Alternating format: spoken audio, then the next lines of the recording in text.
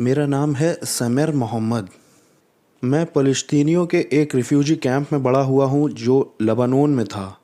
अगर आपको इसका मतलब नहीं मालूम है तो बताऊँ कि 1948 में मेरा परिवार इज़राइल से वहाँ आया था और मेरे वालिद उस वक्त 9 साल के ही थे। तो वो वहाँ आए और लेबनानियों ने उन्हें टेंट दिया रहने के लिए बहुत सारे फ़लस्तीनियों के साथ, और मैं वहाँ बड़ा हुआ उस फ़लस्तीनी कैंप के अंदर। और मैं छोटे से परिवार के साथ बड़ा हो रहा था। 6 भाई थे और 6 बहन थी। तो जब हम मुसलमान थे तो मैंने अपने घर में बहुत सारी बंदूकें देखी, और बाद में मुझे पता चला कि मेरे वालिद के लीडर थे यासिर अराफात। वो 70 और 80 के दशक में कुछ जवान लड़कों को हमारे फ़लस्तीनी कैंप में से लेते ताकि वो इज़राइल से लड़ें और फिर वापस आएं। और इस वक्त भी मेरे वालिद तो तब मर गए जब मैं 12 साल का था, लेकिन इस वक्त भी मेरे 5 भाई हैं जो उनकी जगह वैसा ही काम कर रहे हैं फ़लस्तीनी कैंप में। मैं इज़राइल के साथ पूरी नफ़रत के साथ बड़ा हुआ और अमेरिका के साथ भी।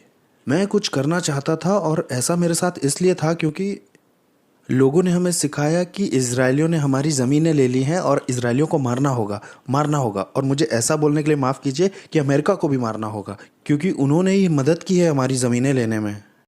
और इस वक्त मैं आपको बताना चाहता हूँ कि मेरे पास कोई राष्ट्रीयता नहीं है, लेकिन मैं खुदा का शुक्र करता हूँ मैं जन्नत के नए यरूशलेम में हूँ।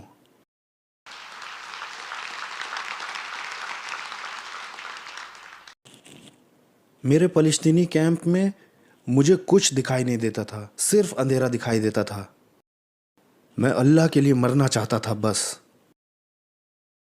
और मैं रोज मस्जिद जाता था, और अगर कोई पूछे कि आगे चल के तुम क्या करना चाहते हो तो मैं इमाम बनना चाहता था। मैं अल्लाह से मोहब्बत करता हूँ और मैं अपने मज़हब की बहुत प्यार से खिदमत करना चाहता हूँ। और मैं वहबी नाम के स्कूल में पढ़ने के लिए गया। ये अलकायदा से लिया गया था और ISIS से भी, दोनों की एक ही टीचिंग है। और मैंने इन लोगों के साथ 4 साल पढ़ाई की, और वहाँ से मेरी ज़िंदगी में बदलाव आया, एक मुसलमान से कट्टर मुसलमान में जो मोहम्मद को मानता है, कुरान को फॉलो करता है। और मैं आपको अपनी तस्वीर दिखाना चाहता हूँ जब मैं टीन एज में था अपनी। ये मेरी तस्वीर है, और मैं बस नफ़रत से भरा हुआ था, और इन लोगों के साथ तो मुझ में और नफ़रत आ जाती थी। मैं बस अल्लाह के लिए मरने के लिए तैयार था। और मैं अपने फ़लस्तीनी कैंप में रोज़ जाता था 5 बार। और मैं मस्जिद में ऊपर जा कर के, वो आपने अज़ान की दुआ सुनी है, अज़ान के बारे में? मैं करता था वो। और कभी कभी तो जब मेरे इमाम वहाँ नहीं होते थे तो मैं कराता था वहाँ पर दुआ। और मुझे याद है कि जब कभी भी कुछ बुरा होता था इज़राइल में या अमेरिका में, वो 11 सितंबर जैसा या वैसा ही कुछ होता था, तो मैं और मेरे कुछ फ़लस्तीनी दोस्त कैंप के, वो जाते थे सड़कों पे नाचने के लिए। और हम लोगों को मिठाई बांटा करते थे, क्योंकि हम देखते थे न्यूज़ में कि भाई कुछ इजरायली मरे हैं, कुछ अमेरिकन्स मरे हैं। और हम बहुत खुश होते थे क्योंकि हम चाहते थे कि ये लोग मरें। हमारे फ़लस्तीनी कैंप में 30,000 लोग रहते थे, जिसमें कि सब मुस्लिम थे, कोई भी क्रिश्चियन नहीं था वहाँ। और बाइबल के बारे में भी हमने, जब हम शरिया लॉ पढ़ रहे थे तब सुना था पहली बार बाइबल के बारे में। और एक दिन इमाम आए और उन्होंने कहा कि देखो ये बाइबल है, ये खुदा की तरफ से नहीं है। उन्होंने हमें क्रिश्चियंस के बारे में बताया जो कि 3 खुदाओं को मानते हैं, ये और वो। और मुझे याद है कि स्कूल के बाद मैं और मेरे कुछ दोस्त इमाम के पास गए और हमने कहा क्या हम देख सकते हैं इस बाइबल को? हमने कहा हम बस सिर्फ थोड़ा सा देखना चाहते हैं। उन्होंने कहा नहीं, ऐसे वैसे कोई भी बाइबल नहीं पढ़ सकता, सिर्फ इमाम बड़े लोग ही पढ़ सकते हैं बाइबल, क्योंकि ये खुदा की तरफ से नहीं, ये शैतान की तरफ से है। हमें बाइबल पढ़ने की इजाज़त नहीं थी। एक दिन मैं अपने फ़लस्तीनी कैंप से बाहर गया था, और वहाँ लेबनीज़ लोग थे। लेबनान में मुस्लिम और क्रिश्चियन दोनों ही रहते हैं। और मैं चल रहा था और एक आदमी और वो मुझसे यीशु के बारे में बताने लग गया। और मैंने उसकी तरफ देखा। मैंने कहा तुम मेरी तरफ देख नहीं रहे हो क्या? तुम्हें दिखाई नहीं पड़ रहा कि मैं कौन हूँ? मैं वो आदमी हूँ जो मस्जिद में ऊपर चढ़ता हूँ, मैं एक अच्छा मुसलमान हूँ। और तुम मुझे क्यों बता रहे हो अपने यीशु के बारे में? तुम्हें शर्म तो आती नहीं अपने यीशु के बारे में? 3 खुदा को मानते हो तुम, ये या वो। और उसने कहा मैं आपको ये बाइबल देना चाहता हूँ। मैंने कहा नहीं, मैं नहीं मानता हूँ कि ये खुदा का कलाम है, मुझे नहीं चाहिए ये किताब। और उसने मुझसे बात करना शुरू किया और मैं और ज़्यादा गुस्सा होता जा रहा था, क्योंकि मैं उसे जान से मानना चाह रहा था कि वो क्यों मेरे पास आ रहा है भाई और अपने यीशु के बारे में बता रहा है मुझे। अरे सच्चाई तो हमारे पास है। और उसने कहा ठीक है, अगर आप बाइबल नहीं पढ़ना चाहते हो तो कोई बात नहीं। मैंने कहा तुम्हें पता है मैं चाहता हूँ तुमसे ये बाइबल लेना। मैं नहीं मानता हूँ कि ये खुदा का कलाम है, लेकिन मैं ये जानना चाहता हूँ मेरे दुश्मन लोग क्या, इससे मुझे मदद मिलेगी जब मैं आगे चल के इमाम बनूंगा। लेकिन ठीक उसी वक्त मैं अपने फ़लस्तीनी कैंप के लोगों से भी डरा हुआ था और मैं अपने इमाम से भी डरा हुआ था। जानते क्यों? क्योंकि हो सकता है आपको नहीं मालूम हो, मिडिल ईस्ट में और सीरिया अरेबिया में और मुसलमानों में आपको बाइबल पढ़ने की इजाज़त नहीं है। आपको इजाज़त नहीं है बाइबल ले जाने की भी। आपने सोचा कि मैं 5-7 बाइबल लेकर के जाता हूँ, आपको इजाज़त नहीं है, आप उठा के जेल में डाल दिए जाओगे। जानते हो क्यों? जानते हो क्यों हमें इजाज़त नहीं है बाइबल पढ़ने की? क्योंकि जो दुश्मन है, जो शैतान है, क्योंकि वो जानता है कि इस किताब में ताकत है, खुदा की ताकत है इसमें, और वो नहीं चाहता है कि मुसलमान सच को देखे। क्योंकि ऐसा ही मेरे साथ हुआ था, क्योंकि जब मैंने बाइबल पढ़ना शुरू किया खुदा ने मेरी आंखें खोल दी। और यही शैतान नहीं चाहता है कि एक मुसलमान सच को जाने। हाँ, हमें बाइबल पढ़ने की इजाज़त नहीं थी। और फिर मैंने बाइबल ले ली उस आदमी से जिसका नाम जॉर्ज था, और मैंने उसको जैकेट में रख लिया और मैं अपने फ़लस्तीनी कैंप में आ गया। दरवाजे बंद कर दिए, खिड़कियां बंद कर दी, और सबसे पहले मैंने बाइबल को सूंघा। क्योंकि हम जो ईस्ट के लोग होते हैं हमें ऐसे ही बताया जाता है, हम डरते हैं इस किताब से। अब मैंने सूंघना शुरू किया, इसे खोला, पढ़ना शुरू किया, और जब मैं इस बाइबल को पढ़ रहा था तो मस्जिद में भी जा रहा था, बाइबल भी पढ़ रहा था। और बाइबल मैंने छुपा के रखी थी अपने वो बिस्तर के नीचे, क्योंकि ये आसान नहीं है। मैं खुदा का शुक्र करता हूँ आपको जो ये आज़ादी मिली है अमेरिका में, आप बाइबल लेके चल सकते हैं, लेकिन मेरे भाइयों बहनों हमारे लिए आसान नहीं है। अब मैं बाइबल पढ़ रहा हूँ। अब जब मैंने बाइबल पढ़ना शुरू किया तो सबसे पहली बार अपनी ज़िंदगी में मैंने कुछ वहाँ देखा। मत्ती 5-6-7 के अंदर, जहाँ यीशु ने सिखाया अपने दुश्मनों से मोहब्बत करना और उनको बरकत बोलना। अपने दुश्मनों को मोहब्बत करना? मेरा अल्लाह कहता है दुश्मनों को मार डाल। ये किस तरह का खुदा है जो कहता है अपने दुश्मनों को मोहब्बत कर? और यीशु की शिक्षा है खुदा प्यार है। हमारे पास इस्लाम में 99 नाम है अल्लाह के, और उसमें एक भी ऐसा नाम नहीं है कि खुदा मोहब्बत है। और मैं मैं बाइबल पढ़ रहा हूँ और मस्जिद भी जा रहा हूँ। अभी हूँ मैं मुसलमान, लेकिन खुदा मेरी आंखें धीरे धीरे, क्योंकि ये खुदा का कलाम है। और आपको मालूम है मुझे यीशु के बारे में नहीं बताया किसी ने, लेकिन ये खुदा का कलाम है। लेकिन खुदा कर सकता है, वो उसकी रूह मेरे दिल में आ सकती है, और वो मेरी आंखें धीरे धीरे खोलना शुरू कर रही थी। और फिर क्या हुआ कि मैंने बाइबल में पाया, लिखा था कि अगर आपका कोई सवाल है तो आप इस नंबर पे फ़ोन करिए। मैंने उस आदमी को फ़ोन किया, मैंने कहा सुनिए मेरे बहुत सवाल हैं। उसने कहा ठीक है, आप यहाँ आइए और हमारे यहाँ एक मीटिंग है, उसमें कुछ दोस्त हैं, मैं चाहता हूँ आप उनसे मिलिए, यहाँ सब दोस्त हैं। और मैं ये नहीं जानता था कि ये मीटिंग का मतलब क्या है, क्योंकि मुझे यही मालूम था क्रिश्चियन चर्च जाते हैं और प्रार्थना करते हैं। और जब मैं वहाँ पहुँचा तो मैं बड़ा हैरान हुआ, वो लोग यीशु से प्रार्थना कर रहे थे। और जो पहली चीज़ हुई, मैं जब वहाँ कमरे में पहुँचा 2 सवाल मेरे दिल में आए थे। ये लोग क्यों मुझे इतना प्यार दिखा रहे हैं, क्यों इतना प्यार जता रहे हैं वेलकम वेलकम बोल के, और मैं तो इन्हें मारना चाहता हूँ। ये लोग तो मेरे दुश्मन हैं, क्यों कर रहे हैं ये लोग ऐसा। और जब उन लोगों ने वर्शिप करना शुरू किया अपने प्रभु की, उनके लिए वो जीसस थे, मैंने इन लोगों में देखा कि इन्हें बहुत सुकून और बहुत खुशी है जो मुझे नहीं होती है मस्जिद जाने में। मैंने कहा मुझे ये शांति और मुझे ये आनंद चाहिए जो कि है नहीं। जब मैं मस्जिद जाता हूँ तो मुझे अल्लाह से डर लगता है। मुझे नहीं मालूम कि वो मुझसे मोहब्बत करता है या नहीं, मुझे जन्नत मिलेगी या जहन्नुम मिलेगा। हमेशा जो खुदा है इस्लाम का, वो बस तुम्हें जज करेगा और वो तुम्हें बस नरक में डालने के लिए रेडी है। वो बस ये चाहता है कि तुम मरो। लेकिन मैं यहाँ कुछ अलग देख रहा था, और मैंने कई सारे सवाल पूछना शुरू किया। मेरे प्यारे भाइयों और बहनों, मैं 1.5 साल तक बाइबल पढ़ता रहा, क्रिश्चियन किताबें पढ़ता रहा, और मैं था मुस्लिम ही। मैं जाता था मस्जिद और 1.5 साल के बाद मुझे कन्फ्यूजन शुरू हुआ। पहले क्या था, सच तो बस मेरे ही पास है। लेकिन बाद में जब मैंने बाइबल पढ़ी और कुछ क्रिश्चियन किताबें पढ़ी, तब खुदा ने मेरी आंखें खोलना शुरू किया। मैं मस्जिद जाता था और मैं अभी भी कंफ्यूज था। और आखिरी बार जब मैं मस्जिद गया हूँ, दुआ मैंने की मस्जिद में ही, प्रभु क्या है सच? आप जीसस हैं, ईसा हैं, या आप मोहम्मद के तरीके से, क्या आप अल्लाह है? सच कहाँ है? मैं थक गया हूँ। और मैं अपने इमाम के पास जाने लगा और मैंने कुछ सवालों को पूछना शुरू कर दिया। मैंने कहा, हम मुसलमान हैं और जीसस, हम उसे ईसा कहते हैं, वो आखिरत में आएंगे और सारी दुनिया का इंसाफ करेंगे, क्योंकि मुसलमान मानते हैं कि वो जन्नत में हैं, वो मरे नहीं हैं, वो जन्नत में हैं और आखिरत में आएंगे दुनिया का इंसाफ करने के लिए। मेरा सवाल उनसे ये था कि वो क्यों आ रहे हैं भाई? क्यों नहीं मोहम्मद आ रहे हैं? आखिर वो क्यों आ रहे हैं?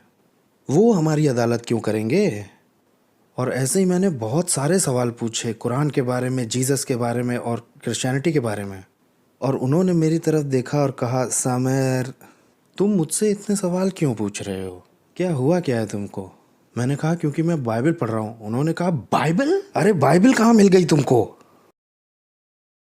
अरे, और मैंने उन्हें बताया कि मेरे साथ क्या क्या हुआ।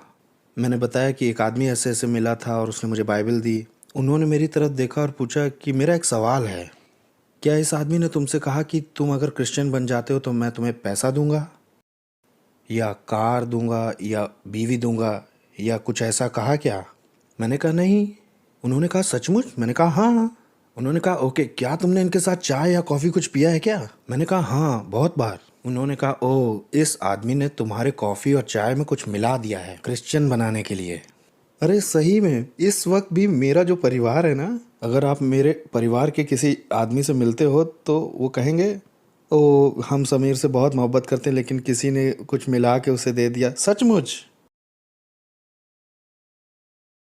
क्योंकि इन लोगों को यीशु की ताकत के बारे में नहीं मालूम है। इन्हें नहीं मालूम है उसके फजल के बारे में जिसने मेरी जिंदगी बचा ली है, क्योंकि ये लोग अंधेरे में रह रहे हैं।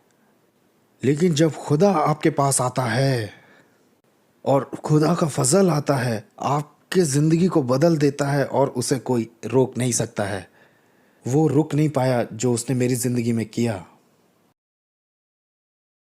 उस वक्त मैंने ऐसा कहा था कि हो सकता है, क्योंकि अगर आप मुझे देखते तो मैं नहीं होना चाहता था, मैं नहीं बनना चाहता था जो मैं आज हूँ।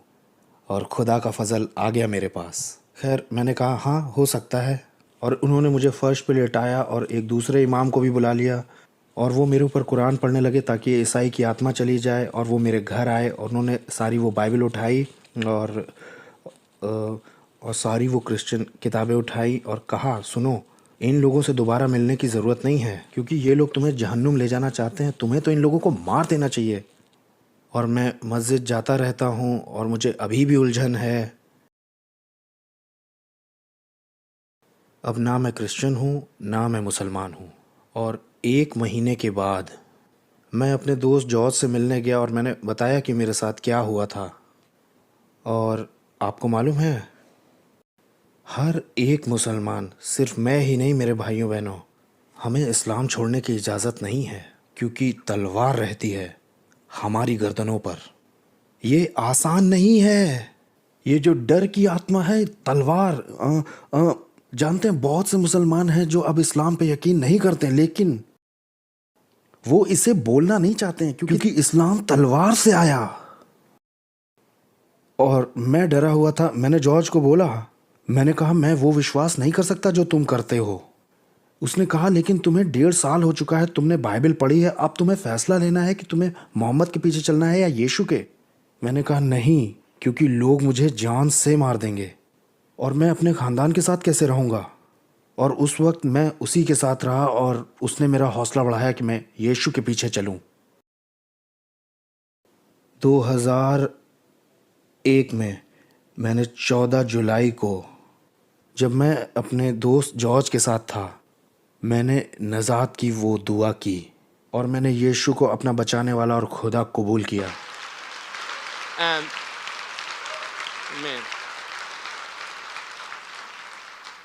लगभग अब तक 15 साल हो चुके हैं। और क्या कहानी ख़त्म हो गई? नहीं, मेरे लिए तो कहानी अभी शुरू हुई है। उसने मुझे एक छोटी सी बाइबल दी और मैं अपने घर में आया फ़लस्तीनी कैंप में। मेरा भाई मेरे पास आया, उसने कहा कि मुझे तुमसे बात करनी है समीर, तुम्हारे इमाम ने मुझसे बात की और कहा कि बाइबल मिली है उन्हें घर में। उसने कहा तुम कहाँ से आ रहे हो, और उसने मेरी बाइबल देख ली। उसने कहा कि मुझे यकीन नहीं हो रहा है, तुम वो हो जो हमें बताते थे अच्छा मुसलमान बनो और तुम मस्जिद जाते थे, और अब तुम्हारे पास बाइबल है और तुम चर्च जाते हो। क्या हुआ क्या है तुम्हें? इन लोगों ने कॉफ़ी में कुछ मिला दिया है तुम्हें क्रिश्चियन बनाने के लिए। और उस वक्त मुझे ज़रूरत थी कि कोई मुझे हौसला दिलाए कि मैं यीशु के पीछे और ज़्यादा चल सकूं। और फिर मेरी माँ आ गई और उन्होंने शुरू किया। ये आसान नहीं था, ये आसान नहीं है मेरे भाई। आप यहाँ रहते हैं और हो सकता है आपके परिवार में कोई ऐसा हो जो आप विश्वास करते हैं वो ना करता हो, लेकिन हमारे यहाँ ऐसा नहीं है। मेरे भाई ने मुझसे कहा अगर तुम मस्जिद में नहीं आते हो, सबके सामने नहीं मानते कि मैं इस्लाम में वापस आ रहा हूँ, तो मैं तुम्हें जान से मार दूंगा। और हमारे यहाँ बंदूकें थीं घर पे, और वो ऐसा कर सकता था क्योंकि वो अल्लाह के लिए खिदमत करता है। और यही तो यीशु ने भी हमें बताया है। उसने कई बार मुझे मारने की कोशिश की। बहुत कुछ हुआ है मेरे साथ, मेरे घर में, मेरी ज़िंदगी में। और मैं आपको कुछ बताना चाहता हूँ। 15 साल हो गए हैं मैं अपने ख़ानदान के साथ नहीं रहता हूँ। और उस वक्त मैं लेबनान में था, और वो मुझे घर में ही छत वाले कमरे में ले गया और उसने मुझे हथकड़ियाँ लगा दी मेरे हाथों में। मेरी माँ 10 साल पहले वो मर गई और मैं लेबनान में ही था। 2 ही घंटे का रास्ता था जहाँ से मैं रह रहा था, क्योंकि मैं अपने फ़लस्तीनी कैंप में आ नहीं सकता था, क्योंकि सारे फ़लस्ती रहते हैं, कोई सरकार नहीं है, और सारे फ़लस्ती और मुसलमान वो सब सोचते हैं कि मैं शर्म का कारण हूँ और मुझे तो मार डाला जाना चाहिए। और मैं अपनी माँ की मिट्टी देखने नहीं जा सकता था। और अब अगर मैं वहाँ जाऊँ और मैं वहाँ बच्चों को देखूँ सड़कों पर, तो मैं कह नहीं सकता कि ये मेरे भाई के बच्चे हैं क्या। मैं लेबनान में 3 बार जेल गया हूँ। मैं सड़कों पे रहा हूँ। बहुत बार क्रिश्चियन लोग यकीन नहीं करते कि मैं एक क्रिश्चियन हूँ, क्योंकि ऐसा ही पौलुस के साथ हुआ था। बरनबास आता है और उसे क्रिश्चियन लोगों से मिलवाता है और हौसला देता है, क्योंकि कभी कभी हम भी यकीन नहीं करते हैं कि खुदा ऐसे काम कर सकता है, और खुदा सचमुच ऐसा कर सकता है।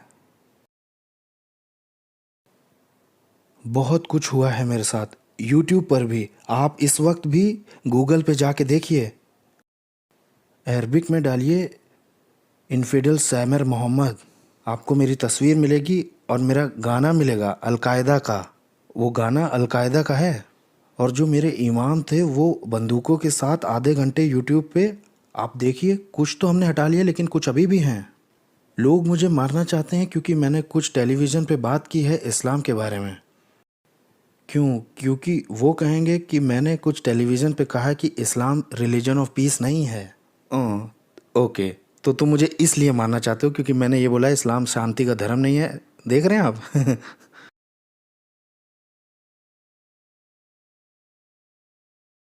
और अब मैं अमेरिका आ गया हूँ, 3 साल हो गए हैं अब यहाँ। अब मेरे पास असाइलम है।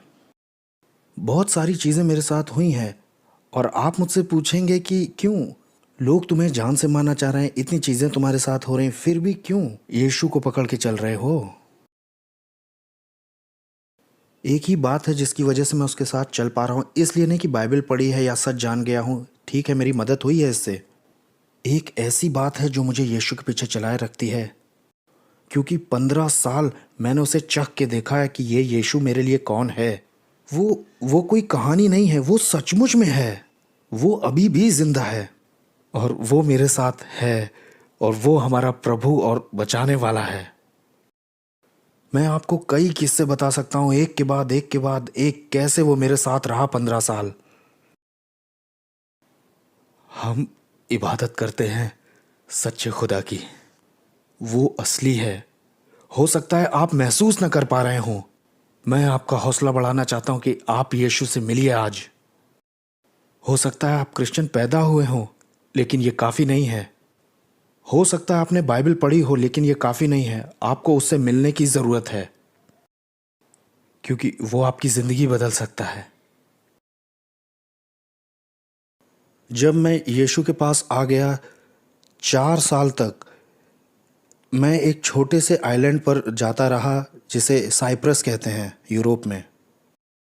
मैं वहाँ अरबिक कॉन्फ्रेंस में बोलने के लिए गया था, और फिर ब्रेक टाइम में मैं सड़क पे टहल रहा था और मेरे पास कैमरा था, और मैं पहली बार ज़िंदगी में अपने फ़लस्तीनी कैंप से बाहर निकला था, और मैं कुछ तस्वीरें ले रहा था और मैंने कुछ बगीचे देखे, क्योंकि हमारे यहाँ हमारे कल्चर में और मैं एक घर के बाहर खड़ा था और मुझे नहीं मालूम किसका था, मुझे नहीं मालूम था कि वो किसका था, लोग कौन थे वो।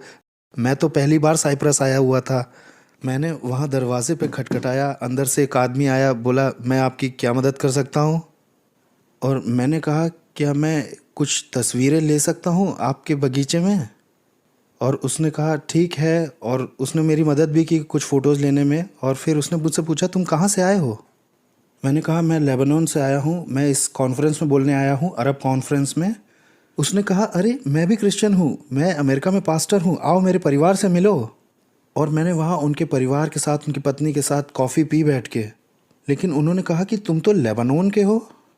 मैंने बताया कि नहीं, मैं फ़लस्तीनी हूँ, लेकिन मैं बढ़ा वहीं पे हूँ लेबनान में। और उसने अपनी पत्नी की तरफ देखा और मुझसे कहा कि तुम्हें मालूम है हम कौन हैं। मैंने कहा हाँ, आप अमेरिका से हैं और आप यहाँ मिशनरीज़ हैं। उन्होंने कहा हाँ, लेकिन हम यहूदी हैं और यीशुआ में यकीन करते हैं, जीसस पे। मैंने कहा क्या, मैंने यहूदियों के साथ कॉफ़ी पी ली। और क्योंकि पहली बार मैंने अपनी ज़िंदगी में यहूदियों को देखा था ऐसे। यहूदी अच्छे होते हैं भाई। और इस किस्से को सुनिए, उन्होंने मुझसे कहा कि भाई समर, आप कल आ सकते हैं, हमारी यहाँ पर कुछ मिनिस्ट्री है जिसमें कुछ जवान लोग आते हैं ट्रेनिंग के लिए, जो कि बाइबल सीखना चाह रहे हैं, और हम चाहते हैं कि आप अपनी गवाही दें उनको। मैंने कहा ठीक है। मैं तो अरब कॉन्फ्रेंस में आया था और मुझे इन लोगों के बारे में कुछ नहीं मालूम था, लेकिन खुदा का काम मुझसे अभी पूरा नहीं हुआ था वहाँ। और मैं मिलने आया इन जवान लोगों से, और एक आदमी मेरे पास आया और उसने मुझसे अरबिक भाषा में बात करना शुरू कर दिया। मैंने कहा तुम्हें अरबी कहाँ से आती है, और मेरा हाथ उसके हाथ में ही था। ओह, तुम्हें अरबी कहाँ से आई। उसने कहा ओह, मेरे देश में बहुत सारे अरब लोग आते हैं। मैंने कहा अरे वाह, तुम कहाँ से हो। उसने कहा मैं इज़राइल से हूँ। मैंने कहा क्या, इज़राइल। मैंने हाथ छू लिया है। हाँ, मैं उस वक्त यीशु पे यकीन करता था 2005 में, लेकिन मैं अभी भी इज़राइल से नफ़रत करता था। लेकिन क्योंकि खुदा का काम पूरा नहीं हुआ था। क्योंकि जब खुदा आपको बदलना चाहता है तो वो पूरा का पूरा बदलता है। और क्योंकि उस वक्त मैं लेबनान में रहता था, और अगर आपको इसका मतलब नहीं मालूम है, लेबनान में हमारा उनसे कोई कनेक्शन नहीं है, हम दुश्मन हैं। अगर गवर्नमेंट को पता चल गया कि मैं इजरायली से मिला हूँ वहाँ यूरोप में, तो मैं जेल जाऊँगा, क्योंकि हमें इजाज़त नहीं है इजरायलियों से बात करने की। और पास्टर मेरी तरफ चलते हुए आया, उन्होंने कहा ब्रदर समीर, हमको थोड़ा माफ़ करिएगा, क्योंकि मैं थोड़ा नर्वस हो गया था। उन्होंने मुझसे कहा brother Sameer, I am sorry, क्योंकि हमने आपको बताया नहीं कि यहाँ 6 जवान लोग हैं इज़राइल से, और यहाँ हम सारे विश्वासी यहूदी हैं, यीशु पे यकीन करते हैं। मैंने कहा क्या, मैं तो यहाँ अरब कॉन्फ्रेंस में आया था, मुझे क्या ज़रूरत थी अपने दुश्मनों से ये गवाही शेयर करने की। और मैंने अपनी गवाही शेयर की, और मैंने उन्हें बताया कि अगर मैं 5 साल पहले यहाँ आता तो मैं यहाँ बम लगा देता, यहाँ आपके यहाँ भी लगा देता, आप ज़्यादा खुश मत होइए, सचमुच में। और जब मैंने अपनी टेस्टिमनी दे दी वहाँ पे, 5 जवान इजरायली स्टेज पर वहाँ मेरे, और मुझसे कहा भाई सामेर, इज़राइल देश के नाम में प्लीज़ हमें माफ़ी दे दीजिए, हम बहुत दुखी हैं आपके और आपके परिवार के साथ जो हुआ उसके लिए, और अब इज़राइल देश के नाम में हमारी मदद कीजिए कि हम आपके पैर धो सकें। और मैं देख रहा था, जब वो लोग लेके आ रहे थे पानी वगैरह, मैं यकीन ही नहीं कर पाया कि ये मेरे दुश्मन जिन्हें मैं मारना चाहता हूँ इजरायली, और ये लोग मेरे पैर धोना चाह रहे हैं। अब मैं आपको तस्वीर दिखाना चाहता हूँ वो और जब ये जवान लोग आए और तो मैंने रोना शुरू कर दिया। और उस वक्त पवित्र आत्मा ने मेरे दिल को खोल दिया और मेरा ऑपरेशन कर दिया और सारी घृणा को बाहर निकाल दिया इज़राइल के लिए, और बहुत सारा प्यार इस देश के लिए भर दिया। कौन कर सकता है ऐसा? हो सकता है खुदा ने आपके दिल में इंडिया के लिए, फिलीपींस के लिए या किसी और देश के लिए प्यार दिया हो। मैं यहाँ राजनीति की बात नहीं कर रहा हूँ। फ़लस्तीनी होने पर, मुसलमान भी होने से पहले खुदा ने मुझे मोहब्बत दी है इज़राइल के लिए, और मैं ये कहने में घमंड करता हूँ। मैं राजनीति की बात नहीं कर रहा हूँ। मैं इज़राइल से प्यार करता हूँ, मैं यहूदियों से प्यार करता हूँ, मैं उन्हें मसीह के बारे में बताना चाहता हूँ। कौन कर सकता है ऐसा? मोहम्मद? कोई दूसरा मजहब? या यहूदी लोग? सिर्फ यीशु ही कर सकता है। और अब मिडिल ईस्ट में 70 साल हो चुके हैं जिसमें अरबी और यहूदी लड़ रहे हैं ज़मीन के लिए, और अमेरिका और दूसरे देश उनकी मदद भी करना चाहते हैं। हम क्या करें? अब 70 साल हो चुके हैं और कुछ भी नहीं हुआ। आपको मालूम है इसका हल क्या है? हल मुझे मालूम है। हल मुझे मिल गया है। जब अरब और यहूदी यीशुआ के पास आएंगे, जीसस के पास आएंगे, तो वहां होगी शांति और वहां होगा शालोम। यीशु के बिना शांति नहीं हो सकती, बिना यीशु के शांति नहीं हो सकती। यही है जो खुदा ने हमें बताया है क्रूस पर, जहां अन्य जाति और यहूदी मिलते हैं वहीं शांति होती है, क्योंकि वो हमारी शांति है। वो है हमारा खुदावंद और बचाने वाला। ये काम यीशु का है जो वो अभी भी कर रहा है। हो सकता है कि आप इसे महसूस ना करते हो, लेकिन मैं आपको कुछ बताना चाहता हूँ कि प्रेरितों के काम अभी ख़त्म नहीं हुए हैं, क्योंकि खुदा आज, कल और हमेशा वो अभी भी चमत्कार करता है। आप मिडिल ईस्ट में और क्या होते हुए देख रहे हैं? क्या देखते हैं आप CNN में और फॉक्स न्यूज़ में?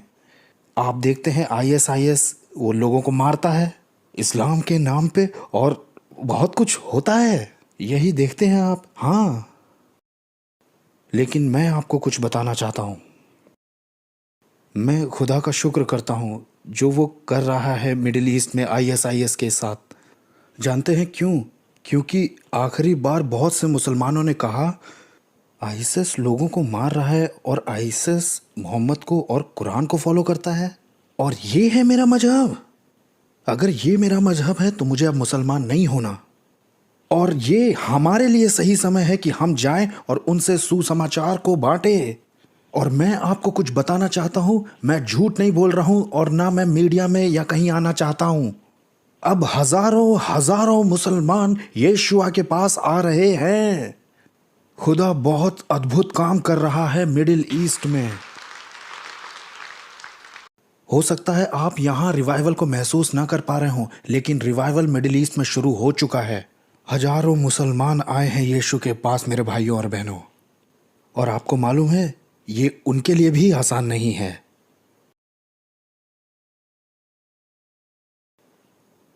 ये आसान नहीं है क्योंकि इस्लाम तलवार के साथ ही आता है। अब मैं आपको कुछ तस्वीरें दिखाना चाहता हूँ।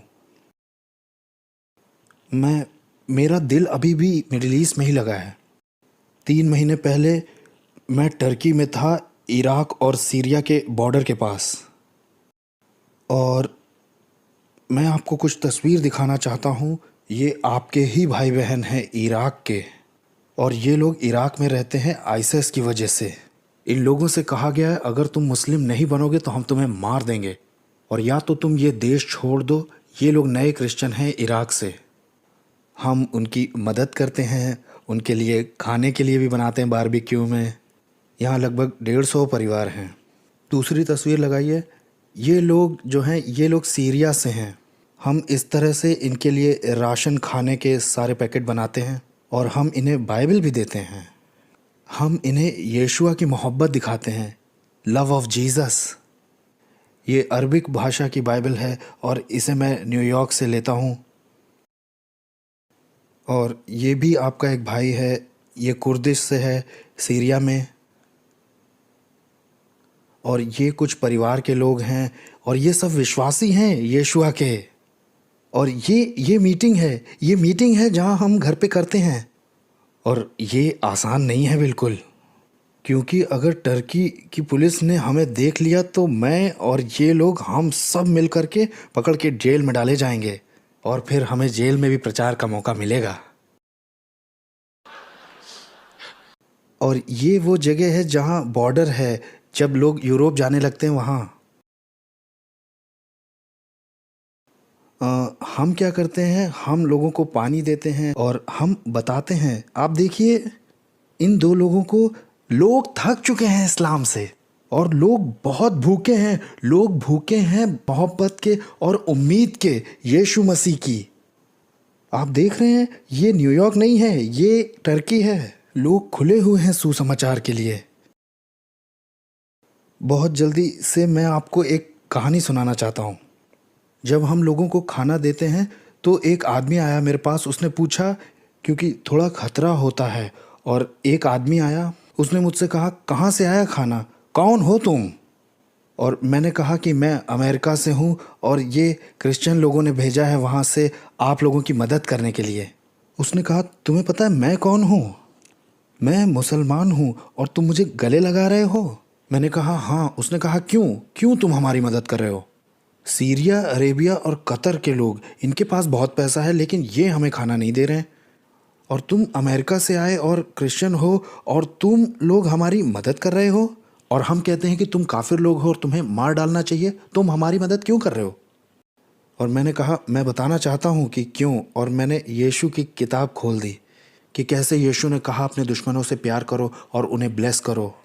और उसने कहा मुझे ये किताब चाहिए, क्या मैं ले सकता हूँ एक? और खुदा ने उसका दिल खोल दिया सुसमाचार के लिए। You see, आप इस बच्चे को देख रहे हैं, ये मेरी तरफ बड़ी उम्मीद से देख रहा है। मेरे भाइयों बहनों, खुदा आज ये कर रहा है मिडिल ईस्ट में। और आप सोचते हैं ये इस तरह से रहते हैं रिफ्यूजी वहाँ पर, और अगर खुदा की इच्छा होगी तो मैं फरवरी के आखिर में जाऊँगा वहाँ। मैं अभी भी ट्रैवल का इंतज़ार कर रहा हूँ और मैं वहाँ जा रहा हूँ सिखाने के लिए एक स्कूल में, क्योंकि अभी वहाँ सबसे बड़ी ज़रूरत यीशु के प्रचार करने की नहीं है, सबसे बड़ी ज़रूरत वहाँ है चेले बनाने की। और मैं वहाँ पर 2 या 3 महीने रहूँगा एक ट्रेनिंग स्कूल को शुरू करने के लिए। मैं चाहता हूँ कि आप ये एक वीडियो देखें, इससे आपको हिम्मत मिले। और इस वीडियो में आपके ही भाई बहन हैं, वो जो इतने दुख और सताव के साथ सीरिया में आए हैं बपतिस्मा लेने के लिए। और ये पानी समुंदर का है।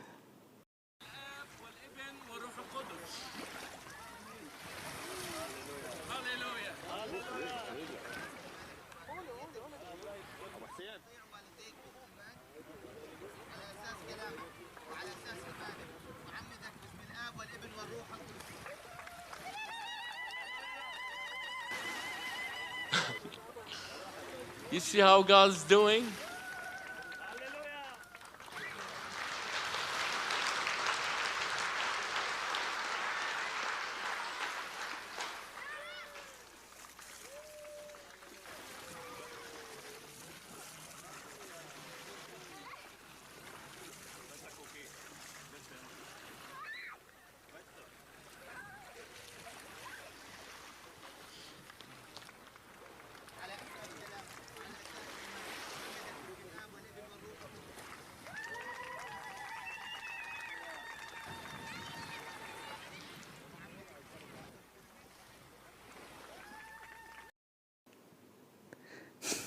और आपको कहना चाहता हूँ,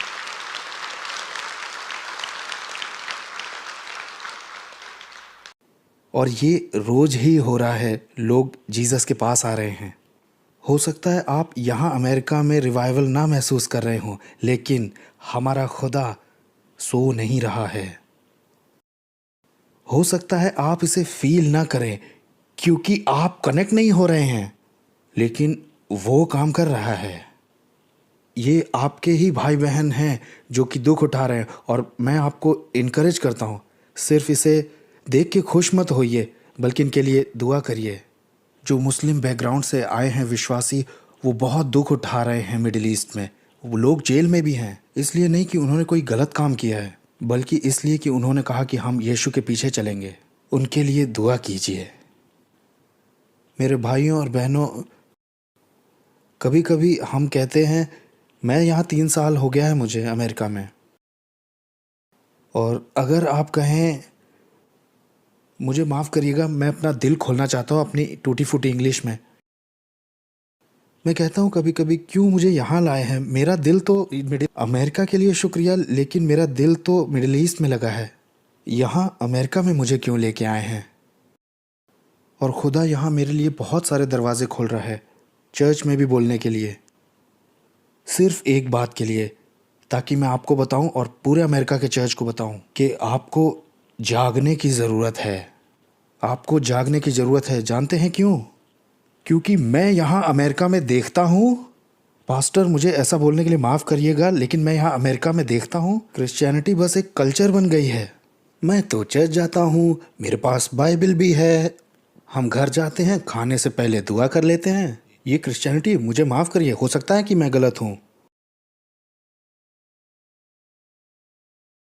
लेकिन ये वो नहीं है जो हमें यीशु के लिए मजबूत होना चाहिए, हमें यीशु के लिए बोल्ड होना चाहिए।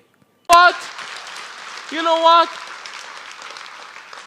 मैंने सुना है बहुत से लोगों को, बहुत से पास्टर्स को, वो कहते हैं हमें यहाँ रिफ्यूजी लोग नहीं चाहिए, हमें नहीं चाहिए बहुत सारे मुसलमान लोग, क्योंकि ये लोग खतरनाक हैं। और मैं मानता हूँ कि ये लोग खतरनाक हैं, इस्लाम खतरनाक है। जानते हैं क्यों? क्योंकि आप लोग अपने काम को नहीं कर रहे हैं, और आपका काम है यीशु के बारे में बताना, और इन लोगों को यीशु के प्यार की ज़रूरत है। क्यों नहीं जाते हो आप लोग और सुसमाचार को प्रचार करते हो? वो कैसे सुनेंगे जब तक आप उन्हें बताएंगे ही नहीं? अगर आपने बोला ही नहीं, अगर ये आदमी जॉर्ज मुझे यीशु के बारे में नहीं बताता, तो हो सकता है मैं आइसिस के साथ होता। हम सोचते हैं, अरे ये मुसलमान है, कहीं हो सकता है मुझे मार ना दे अगर मैंने इसको यीशु के बारे में बताया तो। लेकिन देखिए पौलुस ने क्या कहा है रोमियो 10 में, कोई इंसान कैसे सुनेगा जब तक कि प्रचारक ही ना हो। खुदा चाहता है कि हम सारे संसार में जाएं और सुसमाचार का प्रचार करें, और कुछ लोग जाते भी हैं, उनके लिए तो शुक्रिया, लेकिन बाकी लोग सिर्फ बैठे रहते हैं और सोते रहते हैं। और अब खुदा आपके घर के बगल में किसी मुसलमान को ले आता है रहने के लिए, और हम कहते हैं नहीं नहीं नहीं नहीं, हम उनसे यीशु के बारे में नहीं बात करेंगे। आपको यीशु से शर्म आती है क्या?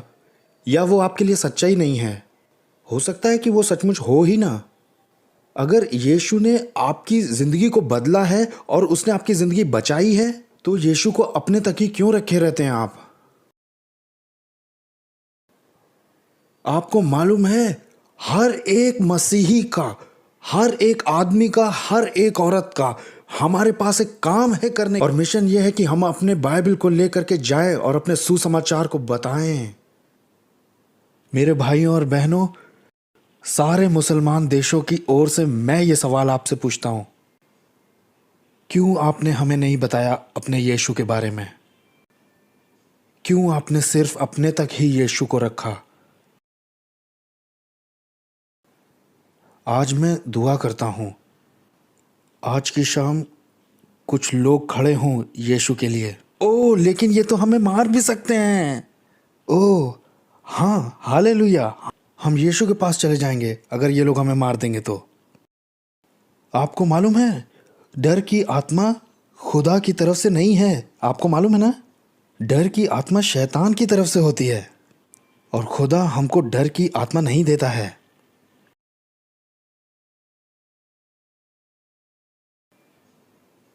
हमारे पास दावा करने के लिए कुछ है, यीशु ही प्रभु है।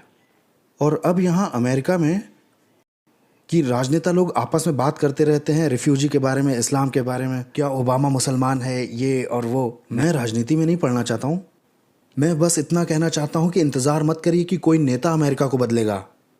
उनके लिए इंतज़ार ना करिए। आप और मैं, हम जहाँ जितने भी मसीही लोग हैं, हमें अमेरिका को जीतने की ज़रूरत है यीशु के लिए। हमें जाना चाहिए, बताना चाहिए और प्रार्थना करनी चाहिए अमेरिका के लिए। डोनाल्ड ट्रंप के लिए इंतज़ार मत करिए, ओबामा के लिए इंतज़ार मत करिए, अपने काम को करिए।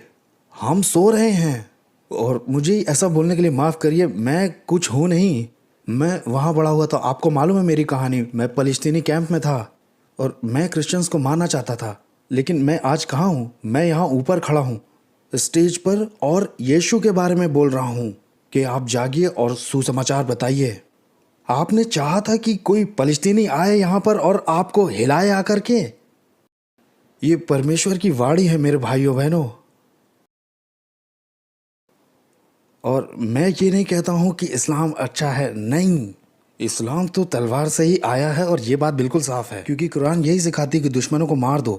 कुरान में ये लिखा हुआ है कि अपने दुश्मनों को मार दो। सही में आपके पास एक किताब है कुरान नाम की, जो मुसलमानों को सिखाती है, ये कुरान में लिखा हुआ है।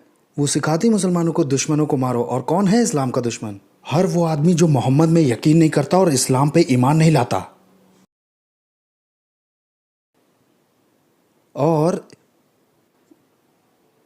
और ये किताब क्या कहती है?